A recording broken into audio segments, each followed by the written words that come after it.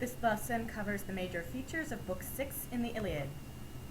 Students will be able to summarize the main events of the selection, explain how the events of the selection illustrate the themes, and listen for keywords to record useful notes. Your keywords in this case are Glaucus and Diomedes. They illustrate the difference between man and God, and heroic society.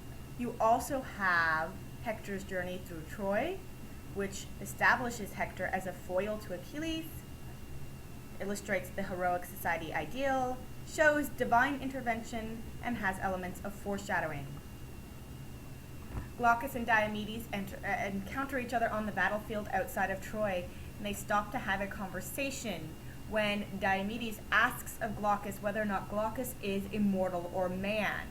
Glaucus tells the story of his parentage, and he and Diomedes realize that Diomedes' father was friends with Glaucus' father. They decide to be friends and not take each other's lives, saying that there is plenty of honor to be had by killing other men.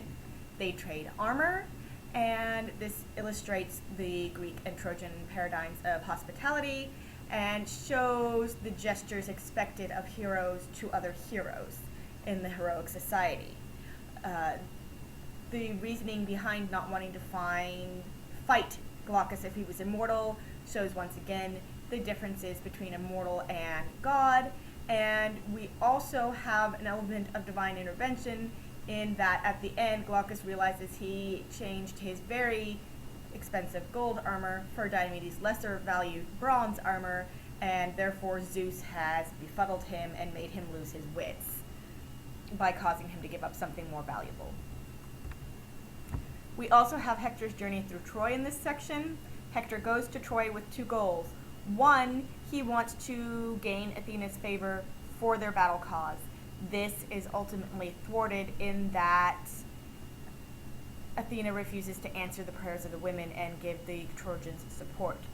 He also goes to Troy to get Paris back to the battlefield after Aphrodite has whisked him away, and he's ultimately successful in this. On his way through Troy, he encounters three women who try and persuade him to stay out of the battle.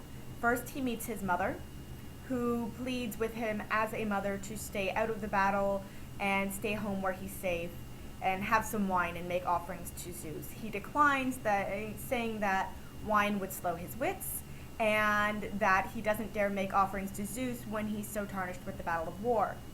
He then encounters Helen, who is with Paris. Helen tries to get him to sit and rest. He again declines, saying that as much as he loves her as a sister, he doesn't have time to rest because he has responsibilities to the troops waiting for him in the field. He last encounters his wife Andromache with their son Astyanax, and Andromache pleads with him to stay near the walls or inside so that she and Astyanax are not threatened with the loss of their provider by Hector's death. And she warns him of Achilles and wants to protect him from this danger. Hector again declines, although this time he adds the caveat that he is very sorry to distress Andromache this way because he feels deeply about his wife and his child, but that the honor he has to get by standing for Troy is ultimately better for them all. He does not show fear of death and accepts that all men will die, and in this way he is established as a humble foil to Achilles' pride and his anger. He knows that the heroic society has made him a hero, and therefore he must serve the people by risking his life. He does not do this for the honor of money or war prizes. He does this because it is what is right and what his city is deserving of.